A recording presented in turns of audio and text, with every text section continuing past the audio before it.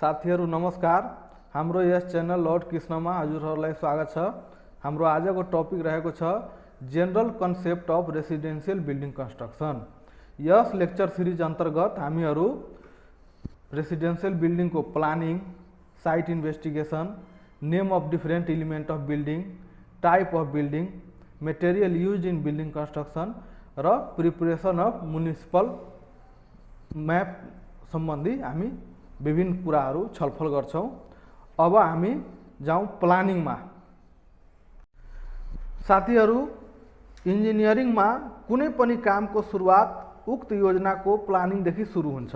कुनै पनि कामबाट राम्रो प्रतिफल पाउनको लागि त्यसको राम्रो प्लानिङ गर्नु अति आवश्यक कुरा हो।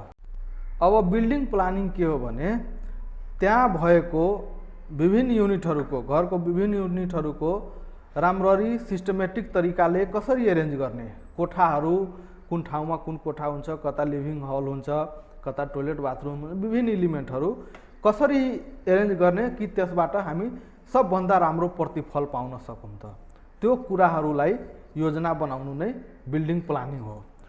Basic principle of building planning यानी कि कुनै पनि बिल्डिङ बनाउने प्लान गर्दाखेरि के कुरामा मुख्य रूपले ध्यान दिन्छौँ त?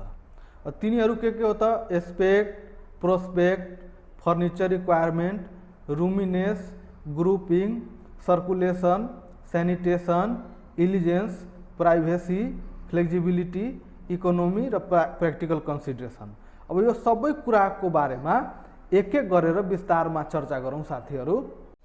एस्पेक्ट मतलब कुनै पनि बिल्डिङमा रुमहरू कुन तरिकाले मिलाउने ताकि त्यस रुममा बस्ने मानिसहरूले प्राकृतिक हावापानी, घाम आदि धेरै राम्रो तरिकाले उपयोग गर्न सकोस्। जस्तै अब मानौँ न एउटा पूर्व फर्केको रुममा के हुन्छ भन्दा हावाहरू एकदम राम्ररी आउने हैन, र घामहरू पनि बिहानको घाम, अब उत्तर पूर्वको रुम भयो भने बिहानको मर्निङको सनसाइन हामी एकदम राम्ररी युज गर्न सक्छौँ हैन। त्यस्तो कुराहरू, विभिन्न कुराहरू विचार गरेर बिल्डिङको प्लानिङ गर्नुपर्छ। त्यस्तै प्रोस्पेक्ट मतलब त्यो बिल्डिङको बाहिरी सौन्दर्यता हामीले लेआउट गर्दा झ्याल ढेकाहरूको पोजिसनहरू मिलाउँदाखेरि, छज्जाहरूको पोजिसन मिलाउँदाखेरि कुन तरिकाले मिलाउने कि बाहिरबाट हेर्दा त्यो धेरै सुन्दर दृश्य देखियोस्। कुनै पनि बिल्डिङलाई बाहिरबाट पनि मान्छेहरूले त हेरिरहेको हुन्छ नि त, त्यो हेर्दाखेरि एकदम राम्रो हो क्या चिटिक्क परेको बिल्डिङ छ त्यस्तो भन्ने होस् हैन। त्यस्तै फर्निचर रिक्वायरमेन्ट साथीहरू, बिल्डिङ भित्र विभिन्न room, living room, kitchen, dining, study room आदिको डिजाइन गर्दाखेरि त्यहाँ भित्रको फर्निचरहरूको लागि पर्याप्त स्पेस हुनु पर्यो, ओभर क्राउड हुनु भएन हैन, त्यही फर्निचरमै ठोकेर लड्ने त्यस्तो हुनु भएन हैन। भित्री लुक पनि फर्निचरहरू राखे पछाडि त्यो पनि एकदम सुन्दर देखिने हुनु पर्यो। त्यस्तै रुमिनेस यानी फराकिलोपन साथीहरू, कुनै पनि कोठाको लम्बाइ चौडाइलाई कुन हिसाबले मिलाउने कि त्यो एकदम फराकिलो देखियोस्, त्यसको सबै स्पेस प्रयोगमा ल्याउन सकियोस्। हाम्रो गाउँघरमा पनि एउटा भन्ने कहावत छ, एउटा लम्बाइ चौडाइ बराबर भएको यानी कि स्क्वायर रुम भन्दा एउटा रेक्टेङ्गुलर रुम जसको लम्बाइ अलिकति ठुलो छ त्यो बढी राम्रो हुन्छ, बढी प्रयोग गर्न सकिन्छ हैन।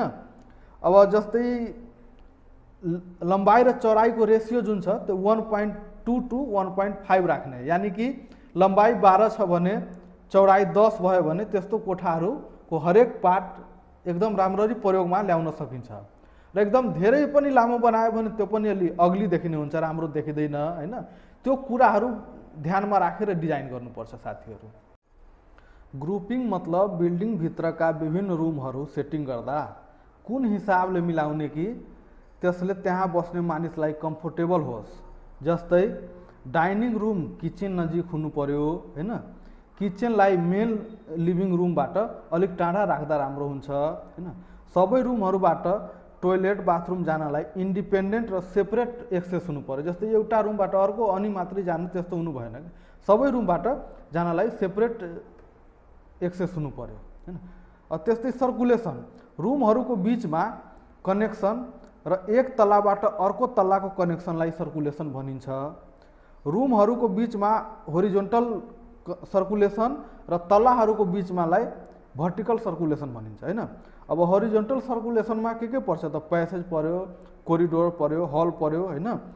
त्यो के हुनु पर्यो त? इन्डिपेन्डेन्ट हुनु पर्यो, छोटो हुनु पर्यो र सिधा हुनु पर्यो र हावापानीहरू आउने हुनु पर्यो के प्रकाश आउनु उज्यालो हुनु पर्यो हैन।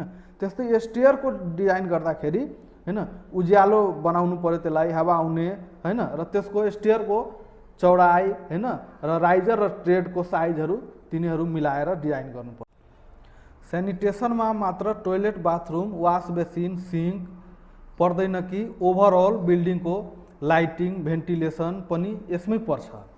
राम्रो हाइजेनिक कन्डिसन मेन्टेन गर्नलाई बिल्डिङको सबै ठाउँमा लाइटिङ, भेन्टिलेसनको राम्रो व्यवस्था हुनु एकदमै जरुरी हुन्छ। सबै ठाउँमा प्रकाश आउने, हावापानी छिर्ने भयो भने त्यो स्वस्थ हुन्छ, हाइजेनिक हुन्छ हैन।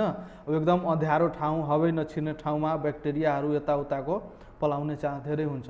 त्यो पनि एकदम विचार गरेर प्लानिङ गर्नुपर्छ बिल्डिङ प्लानिङ गर्दाखेरि। त्यस्तै इलिजेन्स भनेको बिल्डिङको जेनरल लेआउट र इलिभेसनले दिने ओभरअल इफेक्ट हो हैन। अब राम्रो इफेक्ट आउनको लागि राम्रो बिल्डिङ देखिनु पहिला इलिभेसन बनाउनु पर्यो, त्यस पछाडि प्लान बनाउनु पर्यो हैन। अब साइट सेलेक्सन गर्दाखेरि बिल्डिङ कता फर्काउने, गहिरो ठाउँमा होइन कि अग्लो ठाउँमा बिल्डिङ बनाउँदाखेरि यसो हेर्दाखेरि ओभरअल इफेक्ट धेरै राम्रो आउने हुन्छ। प्राइभेसी यो बिल्डिङको निकै इम्पोर्टेन्ट पार्ट हो। यो एउटा रुमदेखि अर्को रुमको बिचमा पनि हुन्छ र छिमेकीहरूको घरबाट पनि प्राइभेसी हुनु एकदम जरुरी हुन्छ। अब प्राइभेसी मेन्टेन गर्नको लागि के गर्नु पर्यो त, झ्याल ढोकाहरूको पोजिसन गर्दाखेरि एकदम राम्ररी त्यो मिलाउनु पर्यो हैन। जस्तै टोयलेट बाथरुमहरूमा हरेक रुमबाट अब एब्सोल्युट र सेपरेट इन्ट्रान्स हुनु पर्यो, र टोयलेट बाथरुममा अब झ्याल ढोकाहरू राख्दाखेरि अब बाहिरबाट नदेखिने प्राइभेसी मेन्टेन गर्ने खाले सबै त्यो मिलाउन जरुरी हुन्छ। अब फ्लेक्सिबिलिटी भनेको अब कुनै रुमहरू अब एउटा कामको लागि डिजाइन गर्यो हैन, पछि अब मानौँ न पर्पस चेन्ज भयो भने त्यही अर्को पर्पजको लागि पनि प्रयोग हुन मिल्ने गरी त्यसरी चाहिँ डिजाइन गर्नुपर्छ। इकोनोमी बिल्डिङ प्लानिङको इकोनोमी एउटा धेरै महत्त्वपूर्ण फ्याक्टर हो, मेजर फ्याक्टर हो हैन। अब खर्चकै हिसाबले कुनै पनि योजना बनाउनु पर्ने हुन्छ, तर खर्च कटौती गर्छु भन्दैमा बिल्डिङको स्ट्रेन्थ र ड्युरेबिलिटीलाई कम्प्रोमाइज गर्न मिल्दैन हैन। अब सिमेन्ट, छर यस्तो कुराहरूमा कम्प्रोमाइज गरेर काम गर्नु हुँदैन, कलम बिमको साइजहरू यस्तो कुरामा कम्प्रोमाइज गर्नु भएन। तर बाहिरी लुक हैन जस्तै छज्जाहरू यिनीहरूमा अलिकति हामी खर्च कटौती गर्न सक्छौँ। प्र्याक्टिकल कन्सिडरेसन अब बेसिक प्रिन्सिपल अफ बिल्डिङ प्लानिङलाई ध्यानमा राख्दै केही प्र्याक्टिकल कुराहरूलाई पनि ध्यानमा राखेर बिल्डिङ डिजाइन गर्नुपर्ने हुन्छ। जस्तै त्यो बिल्डिङको स्ट्रेन्थ, स्टेबिलिटी र कन्भिनियन्स र साथसाथै त्यसमा बस्ने अकुपेन्टको कम्फोर्टलाई शिरमा राखेर डिजाइन गर्नुपर्ने हुन्छ। त्यो कुरालाई फर्स्टमा विचार गर्नुपर्ने हुन्छ। त्यस्तै फ्युचरमा गएर त्यसको एक्सपान्सन हुन्छ भने यानि एक तला घर 2 तला 3 तला बन्न सक्छ हैन, त्यो कुराहरूलाई पनि ध्यानमा राखेर डिजाइन गर्नुपर्छ।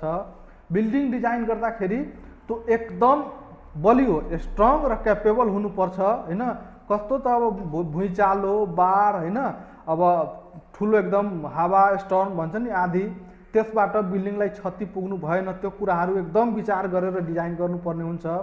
त्यस्तै अब इलिभेसन बाहिरी लुक भनेको के हुनुपर्छ, सिम्पल हुनु पर्यो तर एकदम एट्र्याक्टिभ हुनु पर्यो हैन। त्यस्तै अब ठुल्ठुलो कोठाहरू डिजाइन गर्छौँ, किनभने ठुलो कोठालाई पार्टिसन गर्न सकिन्छ तर सानो कोठालाई भोलि इन्लार्ज गरेर ठुलो बनाउन सकिँदैन। त्यो कुराहरूलाई विचार गरेर बिल्डिङ प्लानिङ गर्नुपर्ने हुन्छ। साथीहरू, बिल्डिङ प्लानिङ सम्बन्धी माथिका विभिन्न कुराहरूलाई ध्यानमा राखेर हामी साइट इन्भेस्टिगेसनको लागि साइटमा पुग्छौँ। अब साइटमा पुग्दाखेरि के डकुमेन्टहरू लिएर जाने त, जग्गा धनी पूर्जाको फोटोकपी, त्यस्तै जग्गा धनीको नागरिकताको फोटोकपी, एकीकृत सम्पत्ति कर रसिद यानी कि तिरो रसिद, 4 किला प्रमाणित ओरिजिनल, ब्लू प्रिन्ट र फाइल नक्सा ओरिजिनल। अब ठुलो किताबाट सानो किताहरू किता काट भएर आएको छ भने त्यसमा फाइल नक्सा हुन्छ। यति कुराहरू अनिवार्य रूपमा लिएर हामी साइट इन्भेस्टिगेसनको लागि जाने। अब साइट इन्भेस्टिगेसनमा हामी के गर्छौँ त, साइटमा टेपले नापेर जग्गाको लम्बाइ चौडाइहरू पत्ता लगाउँछौँ र 7 खुट्टाहरू फिक्स गर्छौँ। त्यस्तै बाटोको चौडाइ नाप्छौँ र ब्लू प्रिन्टमा पनि इन्जिनियरिङ स्केलको मद्दतले उक्त किताको लम्बाइ चौडाइ र सडकको चौडाइ नापेर एक्चुअल फिल्डको नापसँग मिलाउँछौँ, चेक गर्छौँ हैन, कम्पेयर गर्छौँ। त्यस पछाडि हामी त्यो सडकको राइट अफ वे कति हो र सडकको किनारबाट कति सेटब्याक छोड्नुपर्छ त्यो पत्ता लगाउँछौँ। प्रत्येक गाउँपालिका नगरपालिकाले आफ्नो नगरको सडक सम्बन्धी मापदण्ड बनाएको हुन्छ। त्यसबाट राइट अफ वे र सेटब्याक पत्ता लगाउन सकिन्छ। त्यस्तै सडक विभागको अधिकार क्षेत्रभित्र पर्ने रोडहरूको सडक विभागले राइट अफ वे र सेटब्याक तय गरेको हुन्छ। साइटमा हामीले गर्नुपर्ने एउटा महत्त्वपूर्ण काम फिजिबिलिटी स्टडी पनि हो।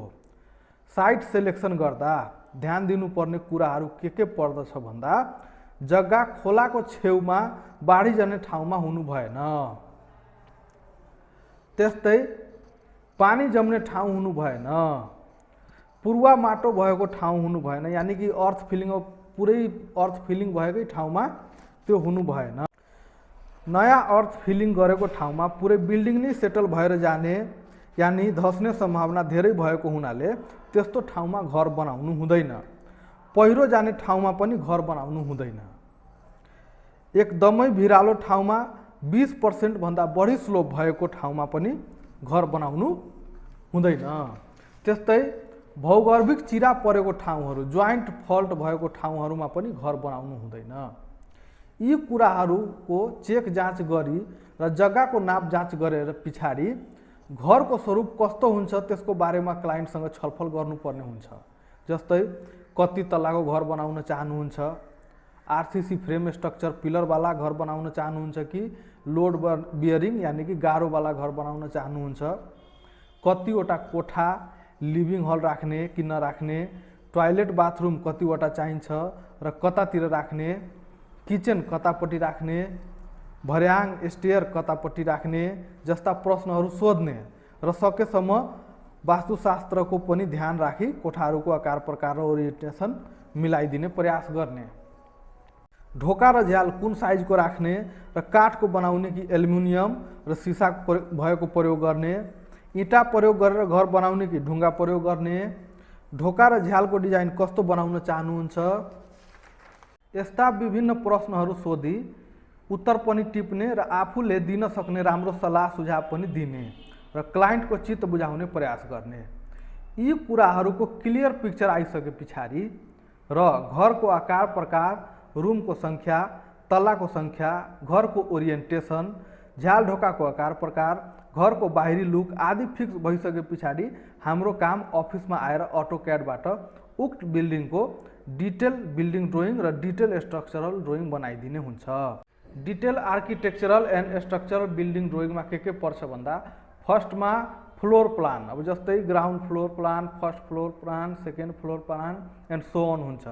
त्यस्तै section plan, plan and section of septic tank and soak pit, elevation plan, अब elevation north elevation, south elevation, east elevation र वेस्ट इलिभेसन गरी 4वटा हुन्छ। त्यस्तै side plan and location plan हैन, बीम लेआउट प्लान, अब बीमको क्रस सेक्सन र लङ्गिचुडनल सेक्सनको त्यो ड्रइङ देखाउनु पर्ने हुन्छ।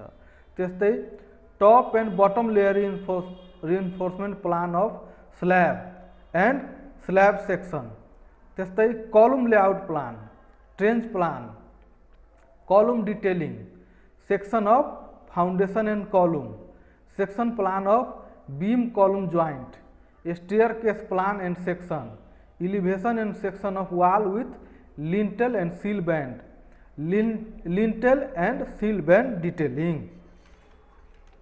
साथीहरू, यी कुरा अटोक्याडमा कसरी तयार पार्ने त्यसको विषयमा हामी नेक्स्ट भिडियोमा डिस्कस गर्छौँ। साथीहरू, यो भिडियोमा भएको कन्टेन्ट मन पर्यो भने please like and subscribe to our channel. Thank you, धन्यवाद।